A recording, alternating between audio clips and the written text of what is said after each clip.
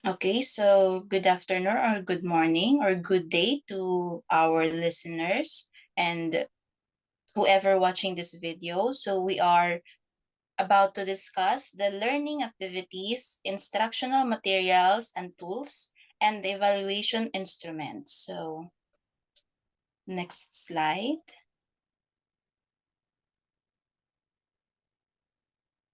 So our learning objectives, at the end of the lesson, the learner should be able to first identify the appropriate learning activities for a topic or lesson, distinguish the correct instructional materials necessary for the learning activities, modify the applicable instructional materials for the learning activities, evaluate the importance of evaluation of materials and its uses, and lastly, to determine the appropriate evaluation instrument. So as we proceed, we are about to discuss. I will be introducing myself. I'm Christine Gallego. I am with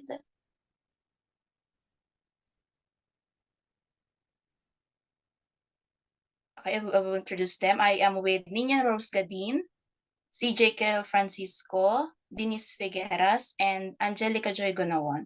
So I will be the first one to discuss, starting with, next slide, please.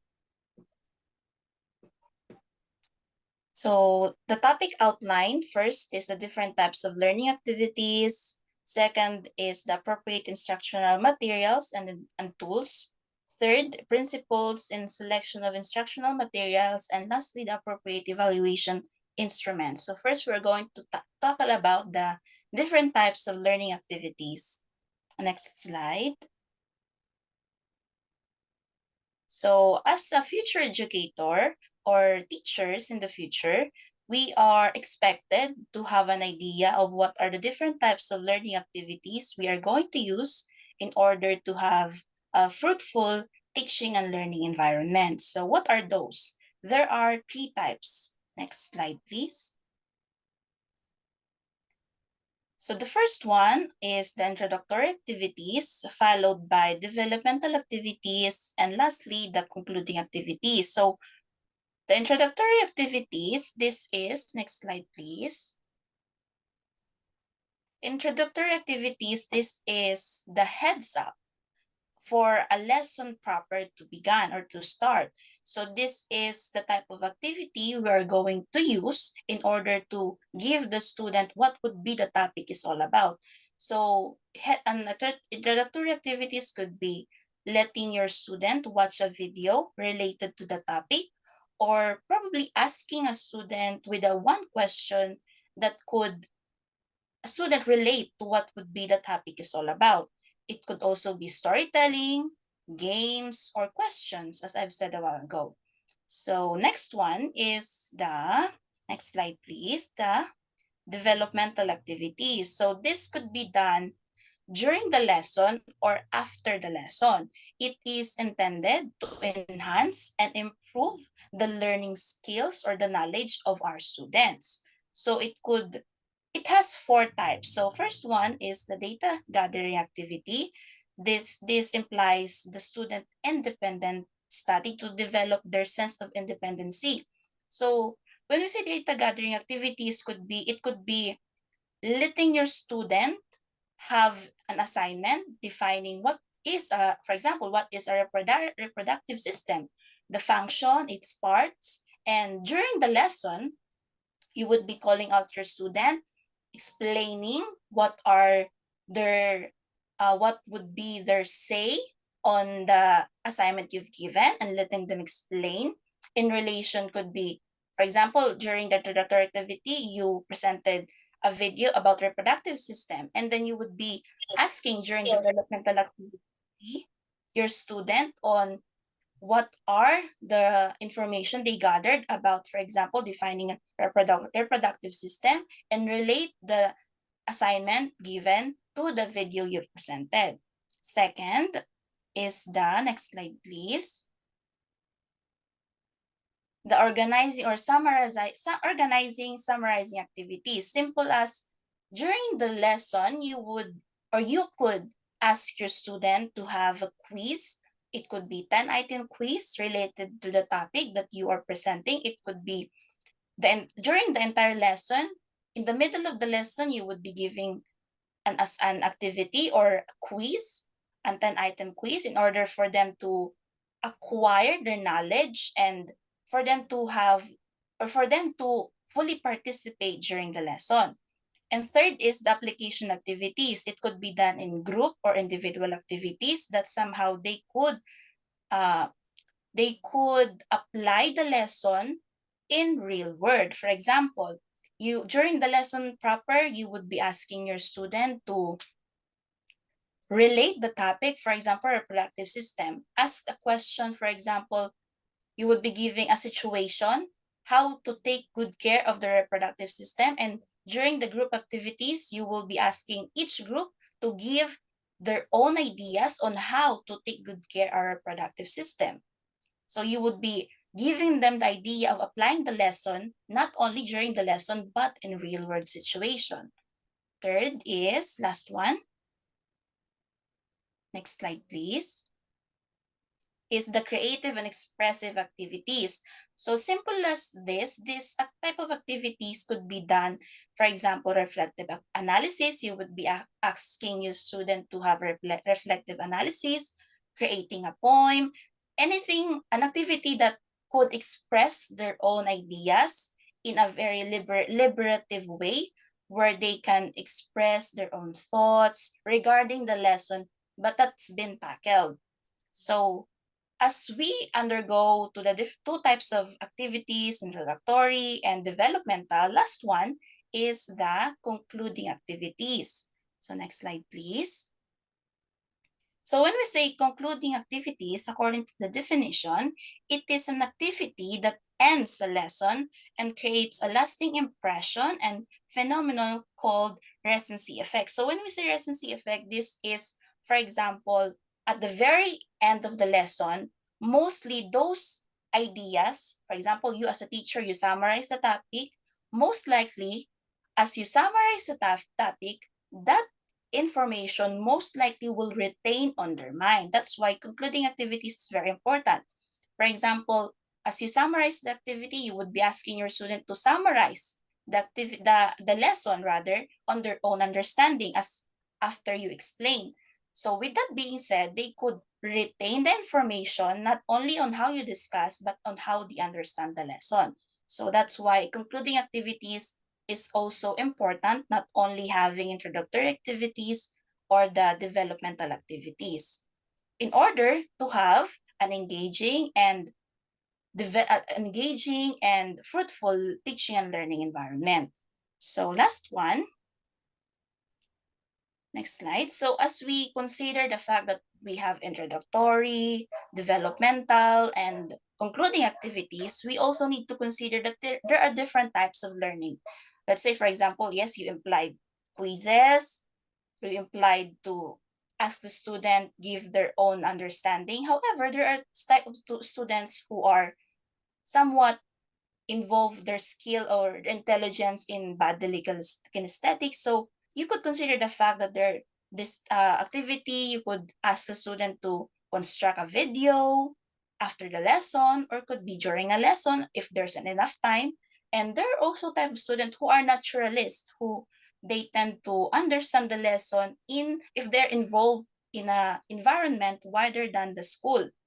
So next one is interpersonal, wherein it is related to related to students' interpersonal idea. For example, their own understanding, their own reflection. So you need to consider that as a teacher or a future educator. Next one is interpersonal activities. Most likely this could be engaging with a pair. So a student more likely to understand the topic you're presenting if they are engaged with a peer. So they are most likely to retain the information. So last one is the existential, wherein the student is more likely to be, let's say, for example, virtual activity or involvement in a community where they can apply the given, for example, you have a lesson that has involvement of developmental of their, what do you call this? Developmental of their sense of being. So existential activities could be considered, like for example, community activity or service learning as seen on the screen. So that would be all, considering that there are different types of learning we have in a learning and teaching environment. So that would be all.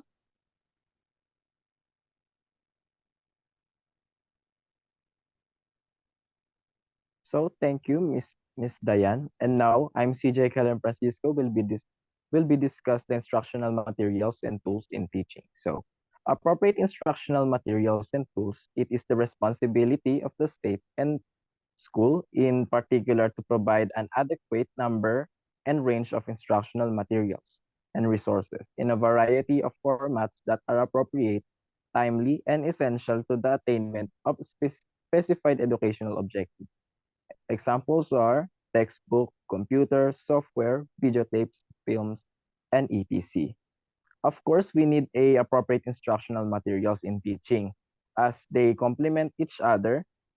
Uh, in teaching, we need a compatible or appropriate instructional. For example, when you teach a scientific or let's say an experiment activities, it probably needs a picture or let's say a video for more experience or so the students will to be comprehend the to comprehend the topic more. So next slide please.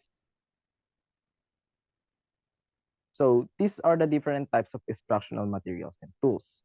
First is the realia.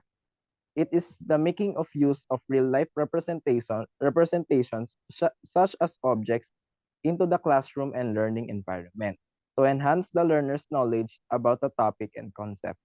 This realia, we need to use our daily life things and we will convert it or consider it as a learning material. For example, brochure, newspaper, a table, and a let's say a chalkboard or a writing board.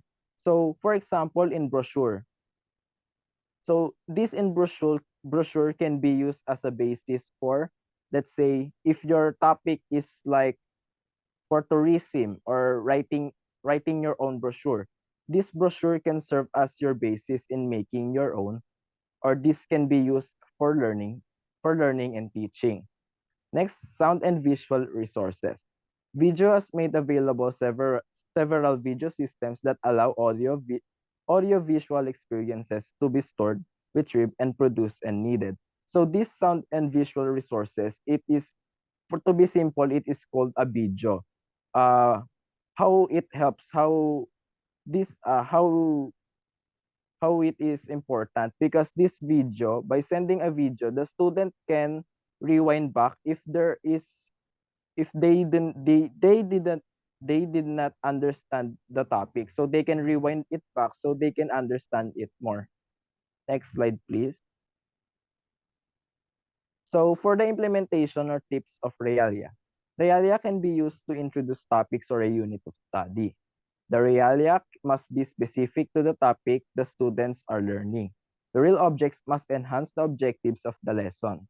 Next, ensure that the items can be handled by the students and educate them on the appropriate handling of the objects. Fourth, realia can be set up as a learning module and or a station. There is a need for a guide to help the students explore the objects. And last, have a student tie realia into creative project. For example, state report, book report, reports, and class representation. So this tips up in using a realia, it should be a tangible object which is can be touched or can be handed by to can be handed by the students. So for them to experience how these items really actually work and to furthermore understand the topic that you need to discuss. Next slide, please. So this is our more examples of teaching materials, such as videotapes, video cassettes, and video discs. So to differentiate them, the videotapes, when applied to instruction, they are used to demonstrate, explain, record, and replay data. So these videotapes are, to be simple, it is just a tape which is can be played by manually. by, let's say, you're going to play it or in a type of machine. Same as video cassettes, they are easier to use since they are lighter. These video cassettes are and video tapes are also the same. However, the video cassettes those have a case with a strong case which is which is lighter to use, or it means mas madali siyang gamitin, or mas magaan lang siya compared to the video tapes. And the last one is the video disc. The video disc. They resemble long playing records but they have a large storage capacity.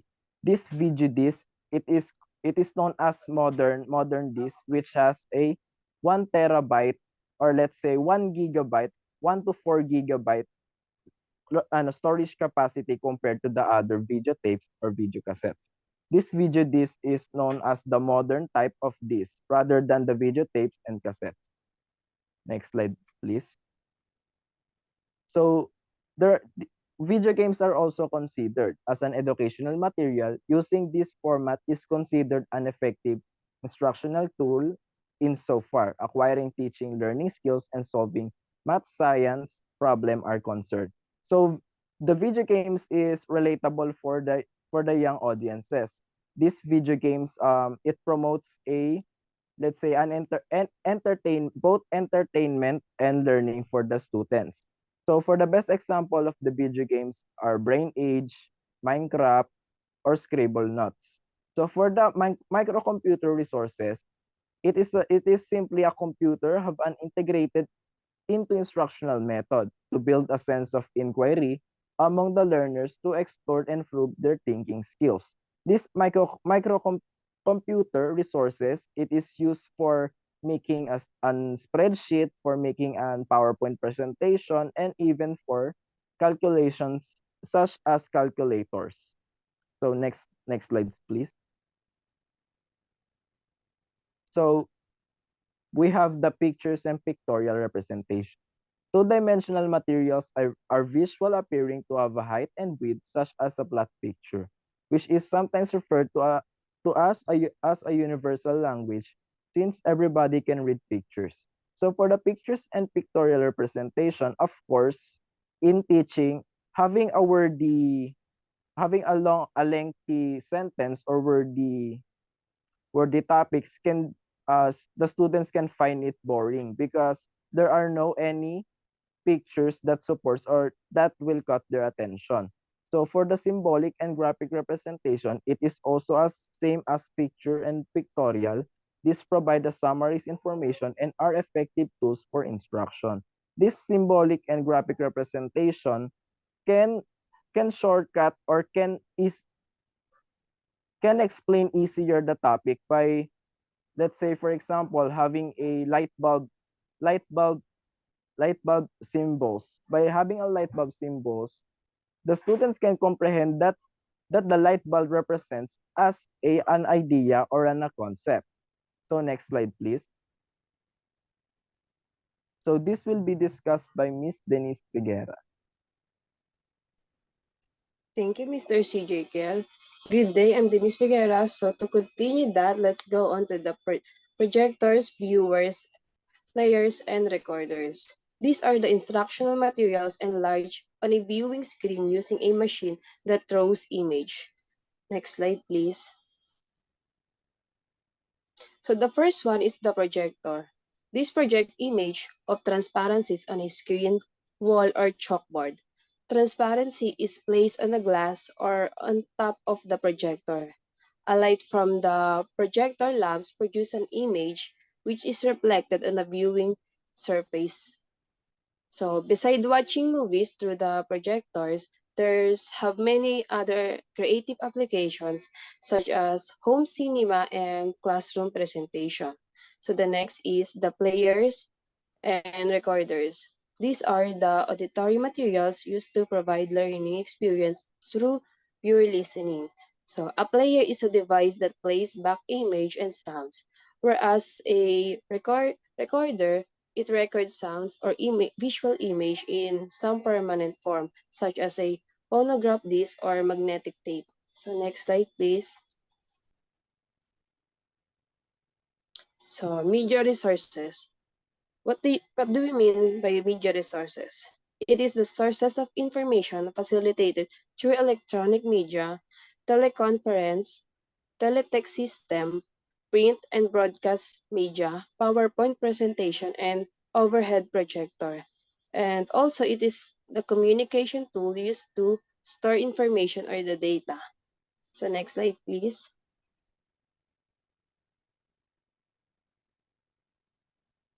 So the first one here is the electronic media. Information exchange is made possible by electronic media, which is include television, radio, telephone, and cellular phones. That is why electronic media is an effective way for an individual to interact with one another.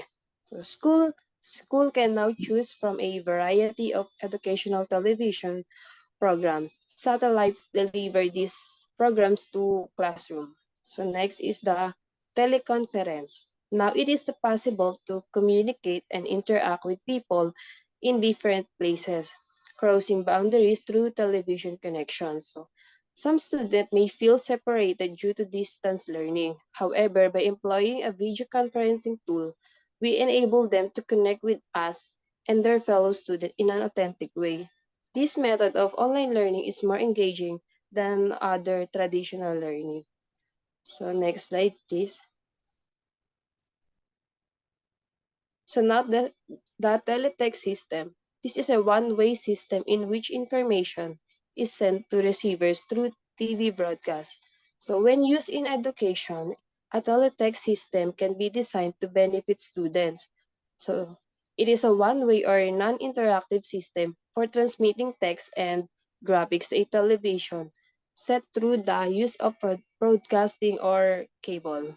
However, because of television sets are almost universal in many countries, many people believe teletext has the best chance of becoming a mass medium.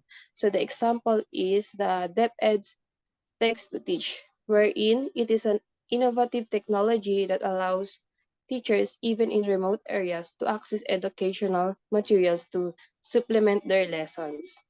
Next slide, please.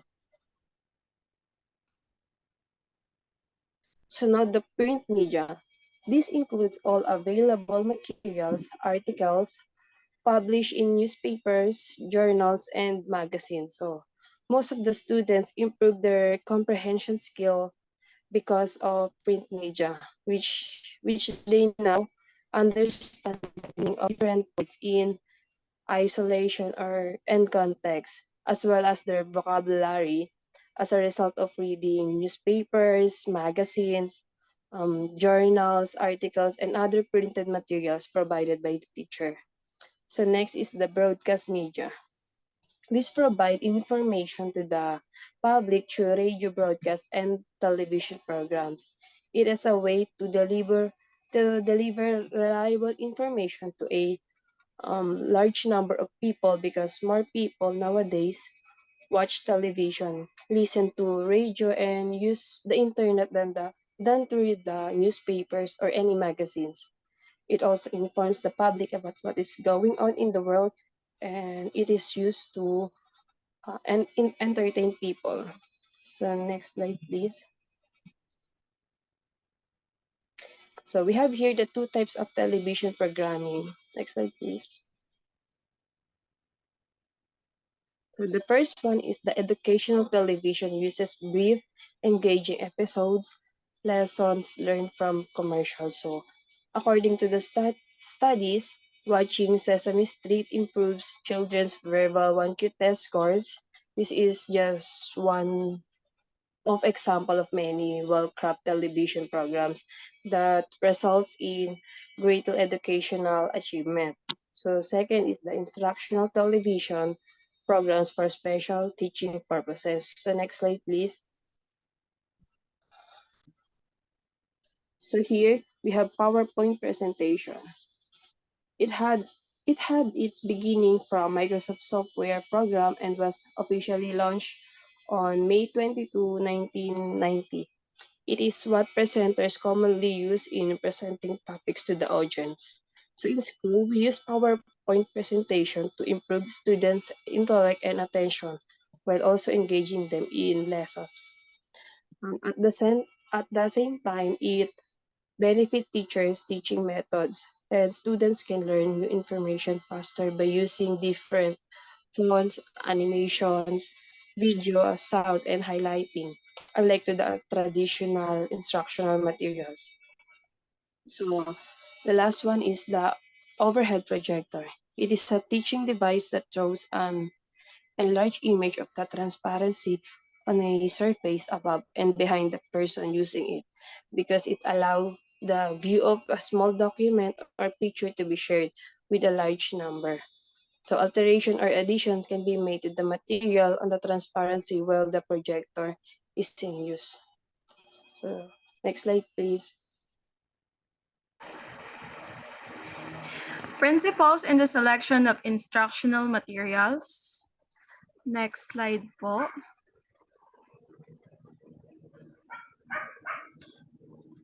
Principles considered in using that technology can begin 2012.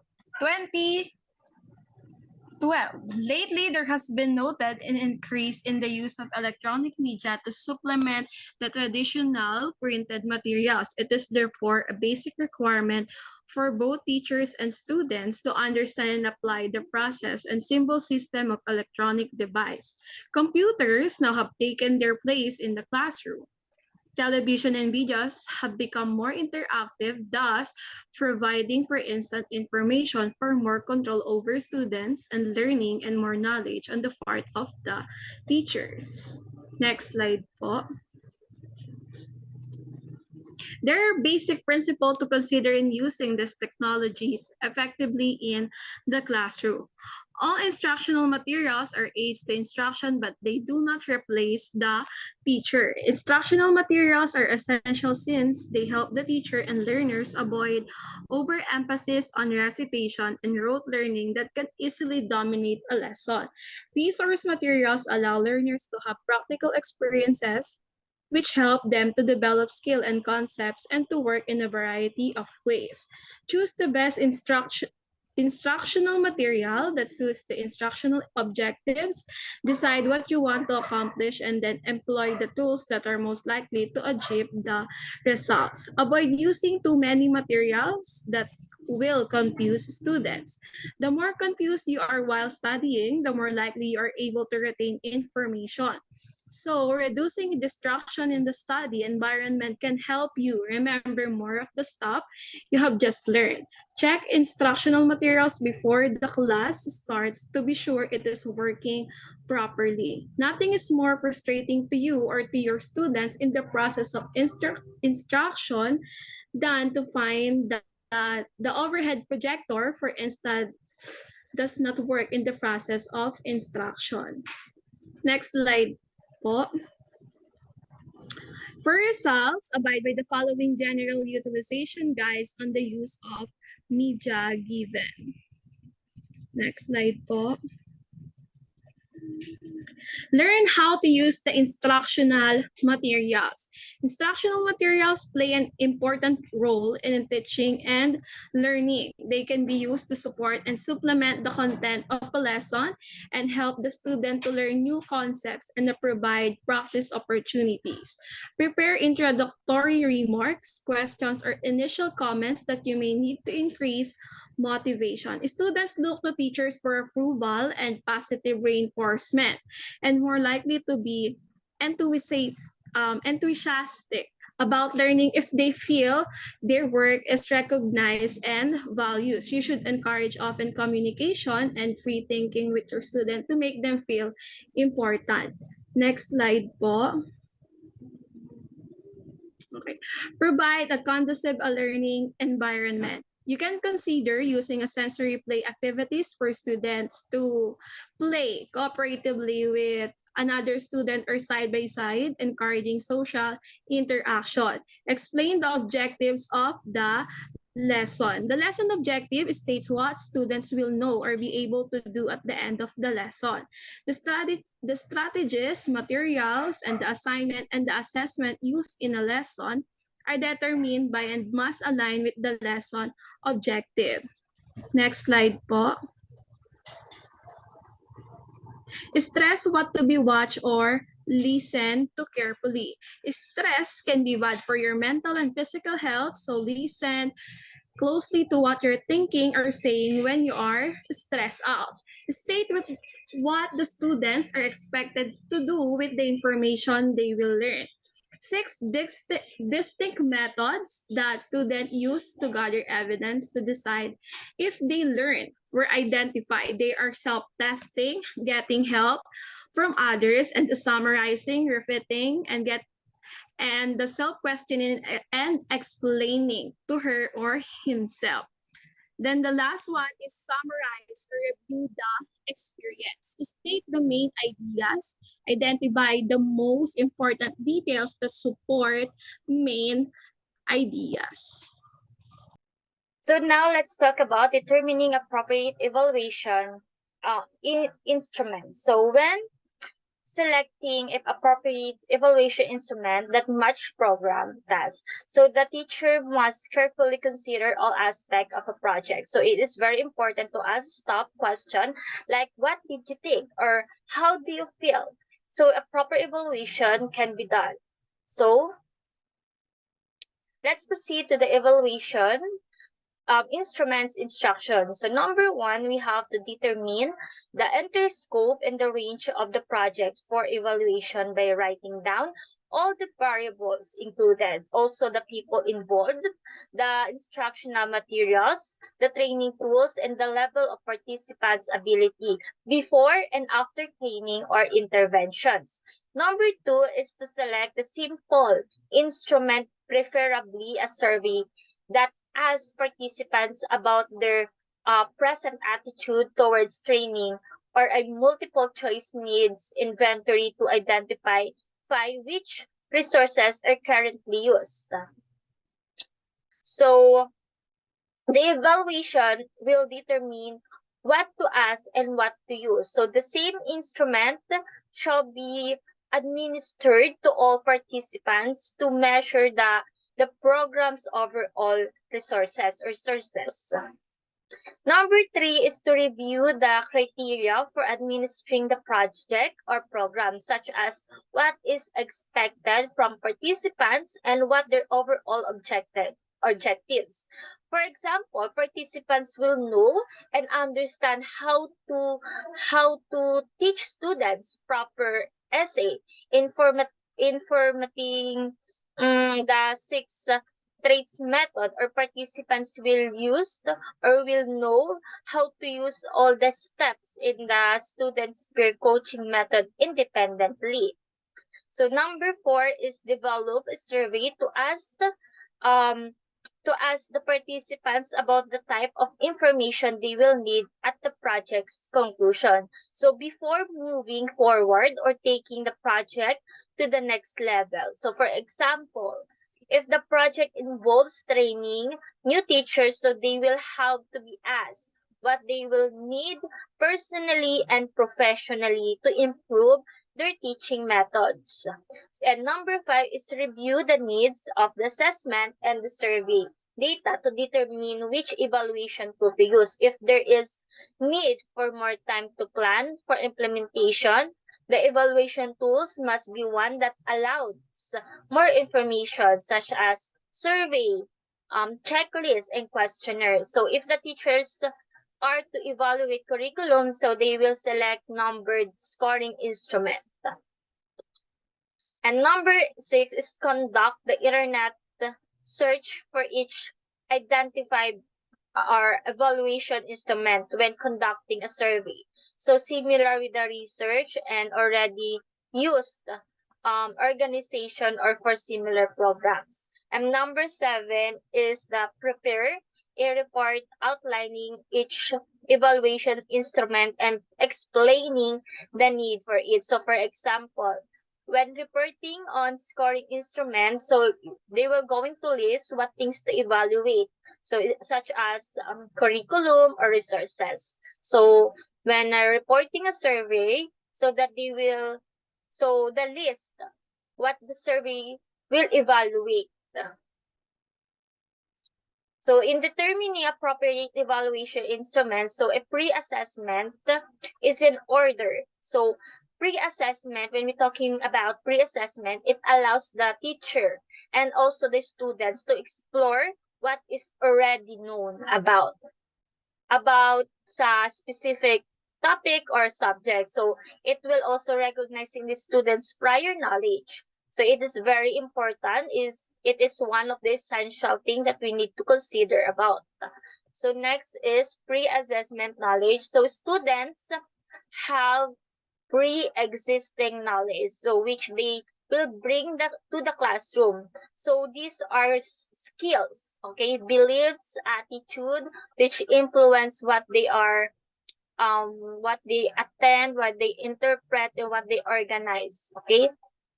And also knowledge, it is also accepted, the new knowledge rather, and new skills, they are accepted. They are dependent on pre-existing knowledge and skills. So by knowing what the students know and can do when they come into the classroom or before they begin. So a new topic of study can be useful in crafting introductional activities.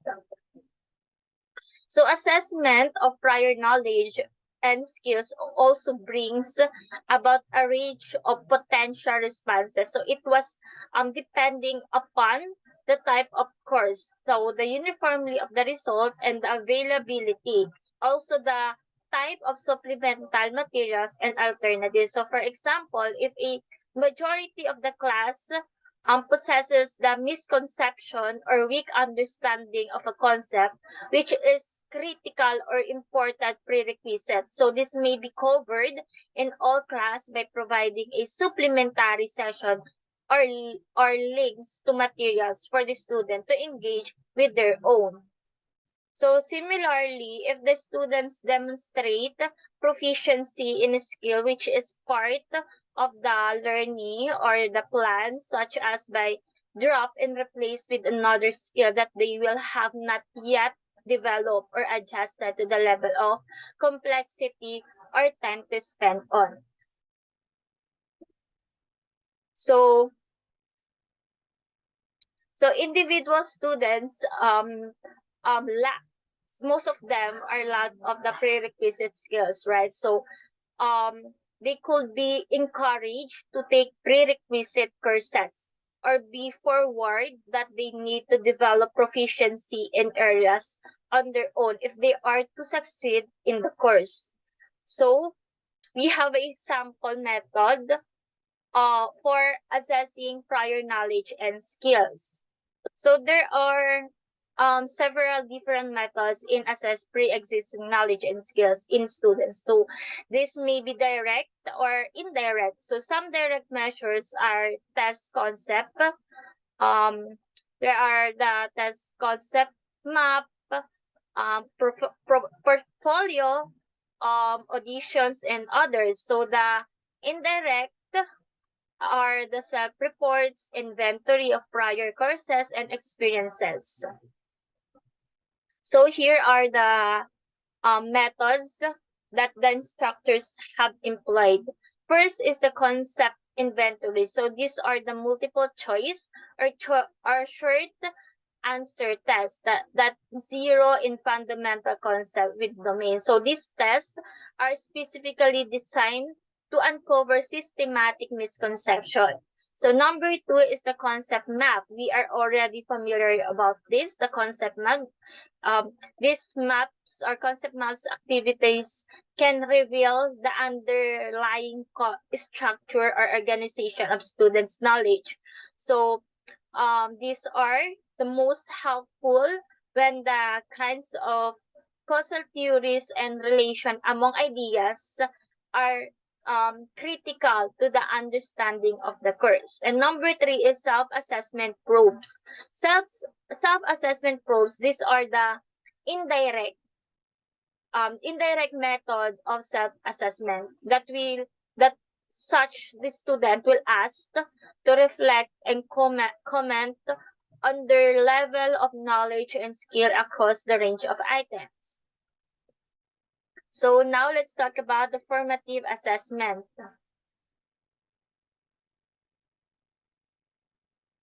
So a formative assessment, it is a process, okay? Process in what way? It was used by teachers and students during instruction that provide feedback for possible adjustment to ongoing teaching and learning to help students improve their achievement of intended instructional outcomes. So it includes the questioning, discussion, learning, feedback, conferences, interviews, and instrument reflection. So formative assessment, it is done, of course, at the classroom. So it happens minute to minute or in a short cycles. Usually the assessment is not graded or used in accountability system. So the feedback involved in formative assessment is descriptive.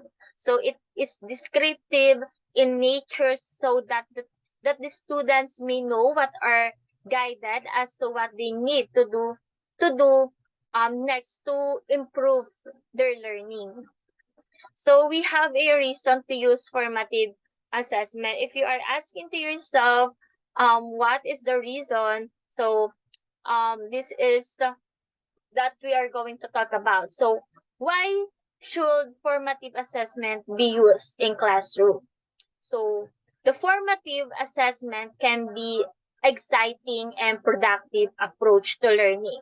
So upon learning, so the basic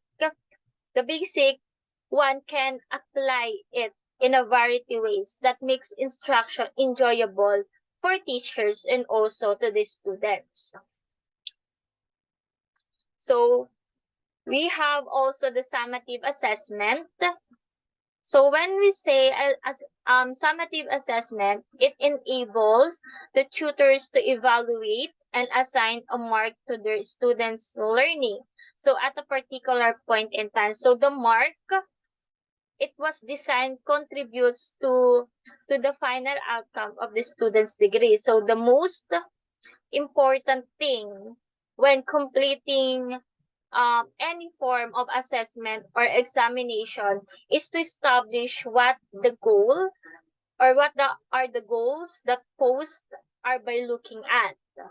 So number one, the exact details of the assignment. So we should including the instruction, of course, about instruction about the format or the presentation or the structure. So they have a guide for what activity that they will use or they will make. So the second one is the marking criteria for the assessment and the intended learning outcomes, which is very familiar with us from. So before we start our discussion, right, we always have our intended learning outcomes or objective for today. So it also a guide for us or for the course that is what the tutor has stated. So as expectation from the students to demonstrate to finish the course. So what they expected from the beginning until the end of the discussion or the course. So this should be made available in handbooks, via Blackboard, and or course unit outline, which is distributed by the course unit leader. So there you have it. So let's have our chapter summary. So the chapter discusses three main topics, which are the learning activities, instructional materials and tools, and the evaluation instrument. So the first topic focus on the three types of the activities, right? Such as the introductory, developmental, and conducting activities, instructional materials, and tools include the realia, sound and visual resources, microcomputer resources rather, and pictures and pictorial representation, symbolic and graphic representation, projectors, viewers, players, and recorders, and also the media resources. So the evaluation instrument include the pre-assessment, formative assessment, and summative assessment. So I hope you learned something today from our group. So thank you for your listening and Thank you.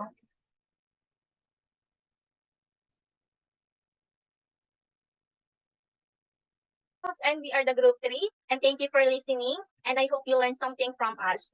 And thank you. Bye-bye. Ay, picture muna. 1, 2, 3. Isa pa. Okay, thank you.